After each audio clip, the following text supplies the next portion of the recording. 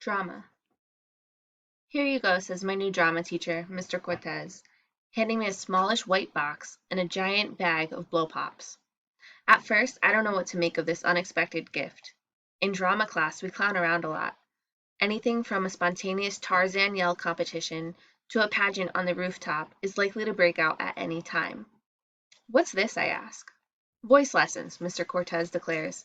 He reaches over, opens the box with a flourish, and reveals a set of 4 instructional CDs. They're brand new, still shrink wrapped. Go home and practice the lessons with these in your mouth, he says, pointing to the blow pops. He tears into the bag and it explodes. A troop of colorfully wrapped candy bounces all around us. After we pick up the bubblegum-filled lollipops, Mr. Cortez unwraps 2 of them. He gives them both to me. Here, put these in, one on each side of your mouth, como ardilla la estada. He puffs out his cheeks with air to demonstrate, making a chipmunk face. Don't suck on them, he instructs. Just let them sit there. If you're serious about acting, and I think you are, then you need to lose your accent. Rolling the blow pops into position, I wonder if this is how Mr. Cortez got rid of his own accent. The hard candy scrapes against my gums. My face is so stretched out.